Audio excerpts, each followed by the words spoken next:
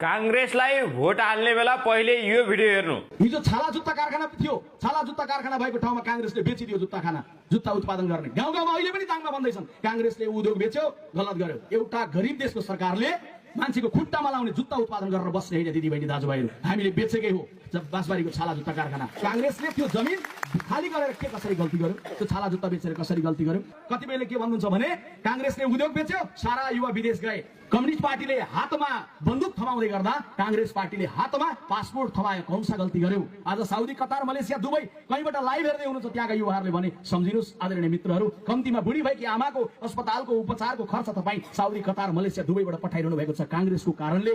के कांग्रेसले Saudi, Qatar, Malaysia, Dubai जाने ढोका खोलेर गल्ती गर्यो? विश्व प्रकाश शर्माले हाम्रै दाङमा आएर जुत्ता कारखाना हामीले बेचेकै हो, हामीले यहाँबाट विदेश पठाउने सिस्टम लागू गरेकै हो, माओवादीले हतियारहरू भिडाउँदै गर्दा पासपोर्ट हामीले भिडाएकै हो। अहिले यहाँ नेपालमा भएका बुढा बाआमाको उपचार गर्नको लागि तपाईले साउदी, कतारबाट पैसा पठाइरहनु भएको छ। के हामीले हाम्रा युवाहरूलाई साउदी, कतार पठाएर गलत गर्यौं? उल्टै जनतालाई प्रश्न गर्दैछन्। तपाईहरूले सही गर्नुभयो, एकदम राम्रो गर्नुभयो। देशका कल कारखाना बेचेर ध्वस्त बनाउनु भयो, देशमा पाएको रोजगारलाई बेरोजगार बनाएर देशका युवाहरूलाई खाडी मुलुक पठाउनु भयो, युवाहरू त्यहाँ भासिन बाध्य भयो। अहिले दुर्भाग्यवश 1 करोड नेपाली नागरिकले यहाँ मतदान गर्न पाउँदैनन्, मौलिक हक अधिकार प्रयोग गर्न पाउँदैनन्। अब सीधा सीधा भन्ने हो भने 1 करोड नेपाली नागरिक विदेश गइसकेका छन्, उनीहरू अनागरिक भइसकेका छन्। मौलिक हक अधिकार प्रयोग गर्न पाइदैन भने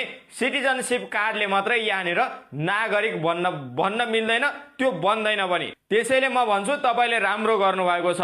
बाँसबारी छाला जुत्ता बेच्नुभयो, राम्रो गर्नुभयो। टायर उद्योग बेच्नुभयो, राम्रो गर्नुभयो। जनकपुर चुरोट कारखाना बेच्नुभयो, राम्रो गर्नुभयो। बुटोल धागो कारखाना बेच्नुभयो, राम्रो गर्नुभयो।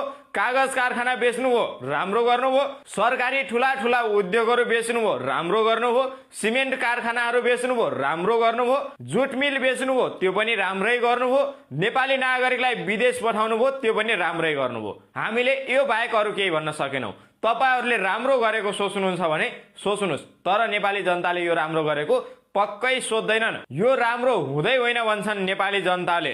कागज कारखाना बेच्नु हो, नेपाली जनताले अहिले परालभरि सबै बारीमा आगो लगाएर फाल्न बाध्य छन्, नष्ट बनाउन बाध्य छन्। तर त्यही पराल त्यति बेला बिक्थ्यो, कागजको रूपमा, मेटेरियलको रूपमा प्रयोग हुन्थ्यो। नेपाली जनताको अलिअलि भए पनि आय स्रोत भएको थियो। त्यहाँ छुट्टै उद्योगमा रोजगार गर्ने व्यक्तिहरू थिए। यतिकालाई तपाईले बेरोजगार बनाउनु भयो। जनकपुर चुरोट कारखाना बेच्नु हो, त्यहाँ गाउँ गाउँमा सुर्तीका बोट लगाउने व्यक्तिहरू प्रशस्त थिए। ती किसानहरूलाई आय स्रोतको बन्द गरिदिनु भयो। त्यस्तै उद्योगमा प्रत्यक्ष रूपमा रोजगार पाएका 600 जति कामदारहरूलाई बेरोजगार बनाइदिनु भयो। त्यस्तै नेपालकै नम्बर 1 टायर उद्योग पनि तपाईले बेचिदिनु भयो। त्यो टायर अझै पनि कहीँ कतै हेर्नु होला गाडीमा राखिएको छ, त्यो टायर अझै पनि कुनै गाडीमा चलिरहेको छ। उद्योग बन्द भएको 11-12 वर्ष भइसक्यो, तर त्यो उद्योगबाट उत्पादन भएको टायर यति बलियो छ कि अहिलेसम्म पनि गाडीमा गुड्न सकेको छ। त्यहाँ काम गर्ने सयौं व्यक्तिहरूलाई बेरोजगार बनाउनु भयो र तिनै सयौं व्यक्तिहरूलाई विदेश भासिन बाध्य बनाउनु भयो। तपाईहरूले गरेको काम एकदमै राम्रो छ। अब यो सबै सुनिसकेपछि, सबै देखिसकेपछि, सबै कुरा थाहा पाइसकेपछि नेपाली नागरिकले, आदरणीय हाम्रा दाजुभाइ तथा दिदीबहिनीहरू सबैले मतदान गर्ने बेला यही भिडियो सम्झिनु होला र हाम्रा छोरा नातिहरू किन विदेशिन बाध्य भए, बुढेसकालको सहारा किन विदेशमै अस्ताउन बाध्य भएको छ, विदेशबाट किन नेपाल फर्किन चाहेको छैन, यो कुरा तपाईँ मनन गर्नुहोला। यहाँ तपाईँ बिरामी हुँदै गर्दा तातो पानी तताएर दिने मान्छे नभएको, बिरामी हुँदै गर्दा हस्पिटल लैजाने मान्छे नभएको स्मरण गर्नुहोला र रुख चिन्हमा मतदान गर्ने या नगर्ने त्यति बेलै निष्कर्ष निकाल्नुहोला। यो विषयमा तपाईको धारणा के छ कमेन्ट गर्नुहोला।